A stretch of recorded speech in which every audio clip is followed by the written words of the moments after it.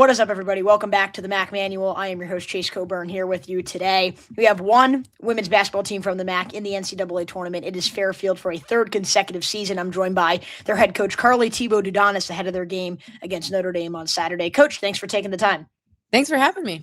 You're always a great cover of the Stags. Of course. Thank you so much. It's my second season doing it here with Fairfield, and so happy to kind of go along for the ride here. 2 MAC championships, now 3 straight overall. So I really appreciate you taking the time, especially with the tournament coming up. Just how excited are you to get back out there in the NCAA tournament and showcase Fairfield on that national stage?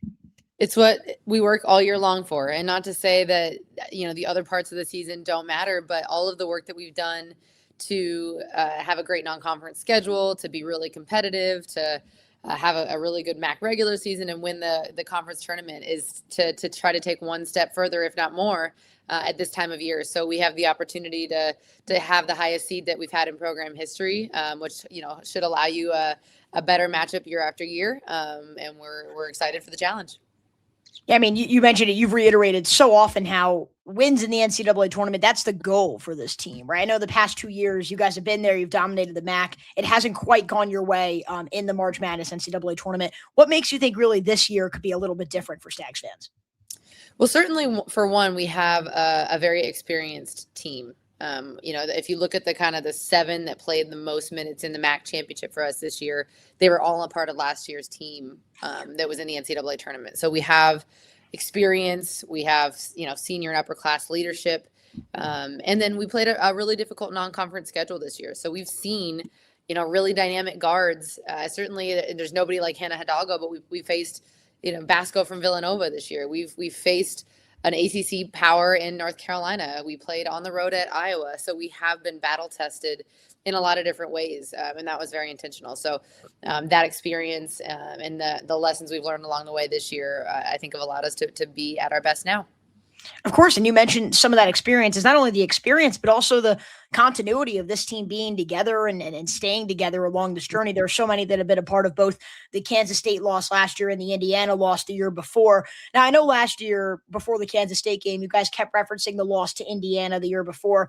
Has there really been any mention or attention that's been kind of put on some of the past NCAA tournament appearances for this team? Maybe different ways to improve from that, or is that just kind of in the rearview mirror for this group?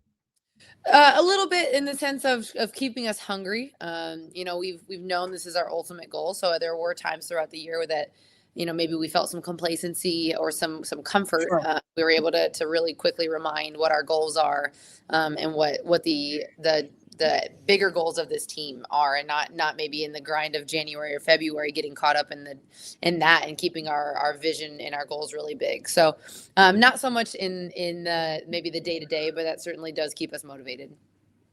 Coach, just kind of on a separate note here, I know Quinnipiac head coach Trisha Fabry just announced her retirement with Quinnipiac, and you mentioned how between Marist and Quinnipiac, part of what made this job so enticing for you was the fact that you've seen MAC teams go and have consecutive seasons winning the MAC and go and make the NCAA tournament. In Fabry's case, making the Sweet 16, she's kind of laid the blueprint for what you guys could do here at Fairfield.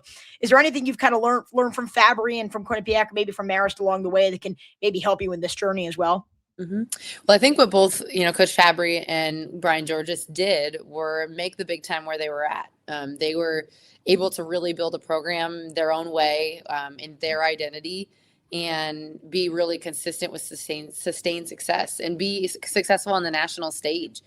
You don't have to go to a quote unquote P4 to go and win games at the national, on the national stage and with that lens. And so that was really, inspirational for me. And I respect so much of what Coach Fabry's done. She's built an amazing program, a storied program, done so much for not only just basketball in Connecticut and in the MAC and in the Northeast and mid-major, but really basketball across the board. And she's been incredible to watch from afar and from up close. Right. Of course, you faced her back-to-back MAC championships, but here you guys are. And it's a matchup where you're right. You go from the 13th seed in 24, 12th seed last year. Now you're the 11th seed, highest seed in program history, and it's Notre Dame. And you mentioned her, it's Hannah Hidalgo. She's been one of the best players in the country all season for Notre Dame.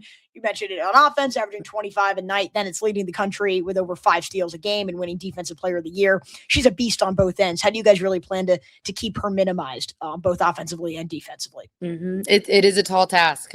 She is literally one of the best players, if not the best player in the country. So she is a handful. I do love that we have a variety of different matchups, ways we can guard her, things that we can throw at her. And they are a complete team. It's not just only about her. She's a great passer. She's got shooters around her. She's got an interior presence. So we have our hands full, but I think the biggest challenge is, taking care of the ball, keeping her a little bit away from the action offensively, because she's so good at generating points off turnovers. So we know that they're at their best when they are able to play off turnovers and play off steals. For sure. And obviously she's a monster. And you mentioned how great Notre Dame is. And while this year isn't the number 1 seed like we've seen from them before, I mean, Notre Dame is a name, right? They're one of the best women's basketball programs of all time, multiple national championships, one just recently-ish in 2018.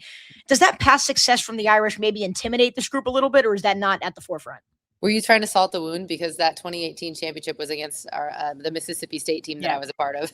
Yes, I did read about that. I'm sorry. A little bit of a salt in the wound. No, I mean, every year I tell it our team, every single year, each team is different. So for us, every year you kind of find different strengths and weaknesses and things you have to work through. And that goes for any program. So yes, there's a ton of history and success in that program, but there is in ours too. So we don't kind of take it too far back. It's one day at a time.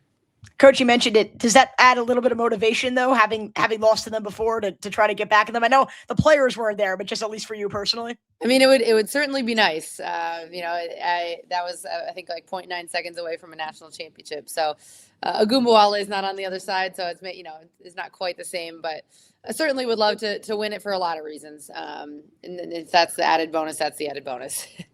For sure, 100%. Now, obviously, Coach, I know you have so much going on, so we won't keep you for too long. Just one last thing here. Millions of fans across the country are picking their brackets, both for the men's and women's side. The last time I checked, you guys were only getting about 10% of the vote for this game, which, again, you guys have been one of the best mid-majors, one of the best teams in the entire country.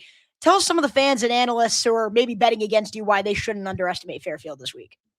Because we've been able to show time in and time out that we can play this year with teams like Notre Dame.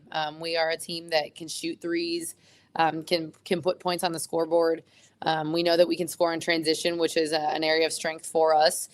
So we can definitely score with them. And we have a really scrappy defensive team. We're like top 15 to 20 in a lot of defensive categories. So we have the tools, and I think it'll be a great game.